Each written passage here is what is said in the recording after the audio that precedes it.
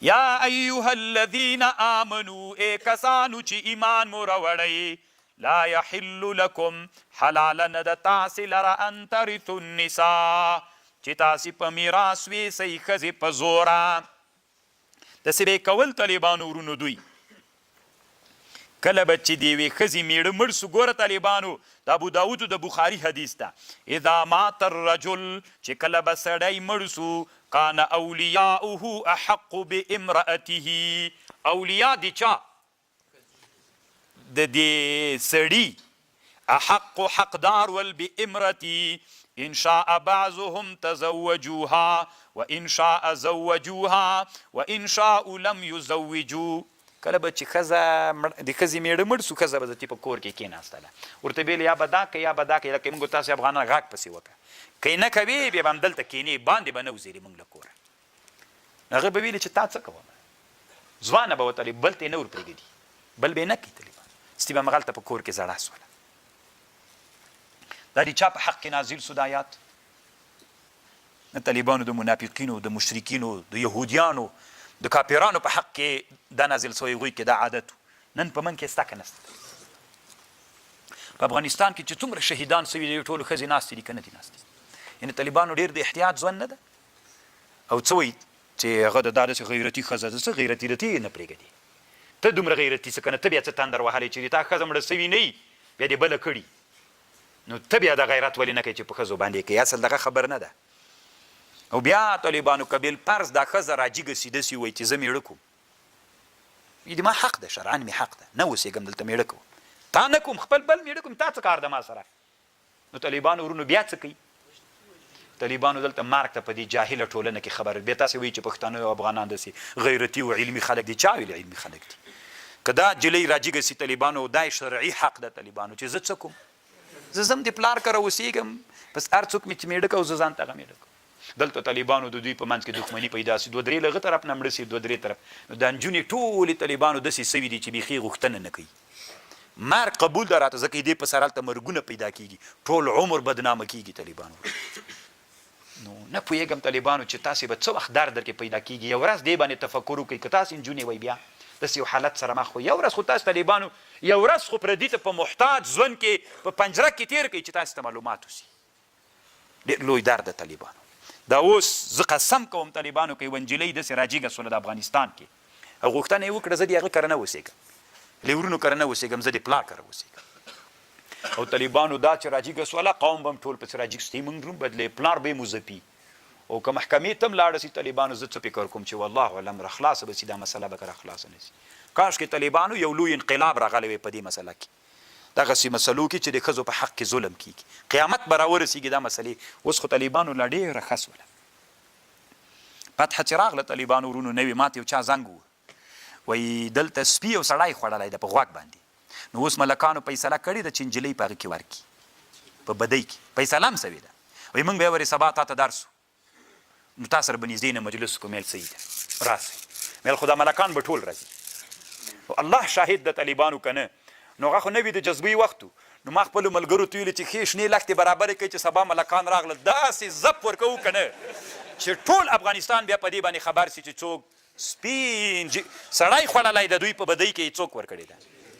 نو طالبانو په دې مو سمه اراده کړې یعنې الله شاهد د روزه د طالبانو میل داسې زپ به ورکوو که نه چې ټوله دنیا خبره سي چې ملکان یې وهلي دي بیا چې هر څه بدي جوړېدله جوړوي خو ملکان خو دا چا خبر کړي وو که څنګه چالو بیا رانغله ولا تعضلوهن ممنع کوئ دا ښځې ولا تعضلوهن ممنع کوئ لتذهبوا چې ویسي ببعض ما آتیتموهن بعضې هغه چې تاسې ورکوئ الا ان یأتین بفاحشة مبینه وعاشروهن بالمعروف معاشرت کوئ له ښځو سره په نیکه فان کرهتموهن که تاسې په دوی مجبورې کړې کرام ورباندې وکړه فان کرهتموهن دا داسې چل و طالبانو اتیر خو یعنې که تاسې له دوی سره هغه کو څه ورته وایي خلع هم کوله نو بیا ټول مال مه تېر نخلئ ظلم مه کوئ یو څه تېر واخلئ خلع ورسره وکړه خو یوه خبر ده وان کرهتموهن او که داسې چل و طالبانو دا طبیعت مو له دې ښځې سره نه لګېده بدې مو ګڼلې مثلا یوه ښځه دې کړې وه طبیعت یې ونه ورسره لګېده فإن کرهتموهن فعسى أن تکرهوا شیئا که تاسې یو شی بد ګڼه هغه تاسې دپاره څوک وي خیر وي ویجعل الله فیه خیرا کثیرا الله تاسې ته ګرځوي په دې کې خیر کثیر وإن اردتم استبدال زوج مکان زوج که اراده مو درلودله میړونو بدلول د ښځې په جای د بلې ښځې دا مو یعنې بله مو کوله واتیتم احداهن قنطارا واتیتم ورکړي تاسې یو د دوی ته قنطارا ډېر مال فلا تأخذوا منه شیئا اتأخذونه بهتانا واثما مبینا یعنې مثلا یوه ښځه ده اراده دې وکړه چې دا ښځه پرېږدي بله ښځه دې کوله خو دې ښځې درته ویلې چې ما ته طلاق راکړه یا خلع را سره وکړه نو ته د خلعې په مقابل کې له ښځې مال اخیسته نو ډېر مال مه ترې نخله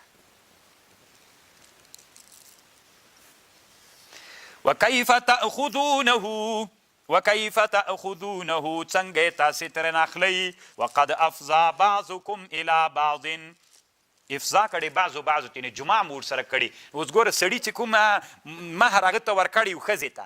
نو اوس ډېر وخت له ښځې سره تیر نو ښځې نه استمتاع و پیدا اخیستې که نه اوس چې بیرته هغه طلاق ورکوي نو د هغې په مقابل کې ورته وایي چې روپۍ به بیرته راکوي نو خو هلته تا ګټه اخیستې وه نو ظلم ولې کوي وإن أخذن منكم ميثاقا غليظا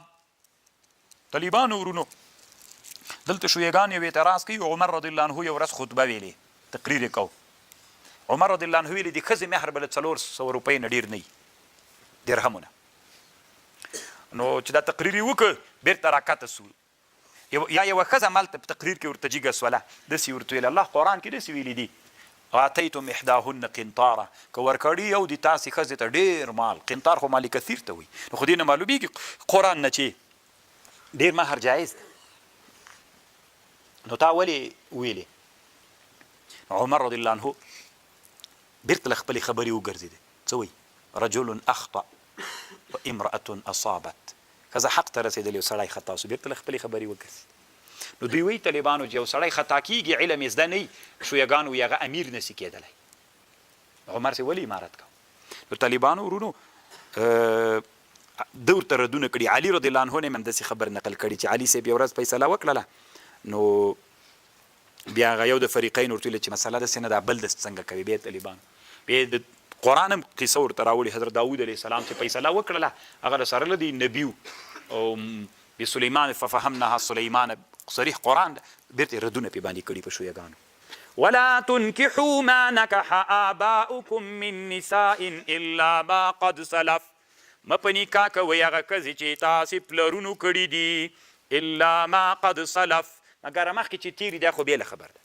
انه كان فاحشة دا فاحشه ده ومقتا ظلم ده وساء سبیلا بد لاره ده حرمت علیکم امهاتکم حرامی دی پتاسی دی تاسی مرگانی و بناتکم و اخواتکم و عماتکم و خالاتکم و بنات الاخ و بنات الاخت و امهاتکم اللاتی ارضعنکم و اخواتکم من الرضاعه و امهاتکم نسائكم خواكي وربائبكم اللاتي في حجوركم من نسائكم او اغا ربائب پرکټیانې چې تاسې په حجرو کې دي یوه ښځه دې وکړئ تا ښځې مخکې بل میړه درلود هغه نه لور وله نو هغه طلاقه کړې اوس تا دا ښځه وکړله پرکټۍ نسې کولی اللاتي دخلتم بهن فإن لم تكونوا دخلتم بهن فلا جناح عليكم وحلائل ابنائكم د زمنو ښځې هم نه دي درته جایز الذین من اصلابکم هغه زمن مو چې له شاګانو نه مې وي چې په زویتوب مو نیولي لکه رسول علیه السلام چې د زید ښځه وکړه دا نه وان تجمعوا بین الاختین الا ما قد سلف ان الله كان غفورا رحیما خلاصو بس ته نو طالبانو ستي خو بیا سپاره شروع واخر الدعوانا ان الحمد لله رب العالمين د ثواب الله انبیاء او صحابه او تابعین او تبع تابعین او محدثین او فقها او ټول ته ورسوي موږ ټول شرعي حاجتونه پوره کړي مریضانو ته الله عاجله شفا ورکړي ملګری غوښتنه کړې ده الله مریض ته صحت ورکړي نور مریضان وي الله صحت ورکړي څوک قرضداران وي قرضونو نه اخلاص کړي الله څوک غیر متأهلین وي په شرعي نکاح متأهلین وګرځوي څوک اولاد نه لري الله صالح نارینه اولادونه ورته نصیب کړي الله پاکه څوک نور شرعي مشکلات لري الله ته موږ په زړونو خبري شرعي مشکلات مو حل کړي مجاهدینو د دنیا ته فتح ورکړي فاتحین او غانمین وګرځوي شهیدانو باندې الله رحم وکړي د موږ والدینو چې چا والدین وفات وي الله مغفور مرحوم وګرځوي الله پاکه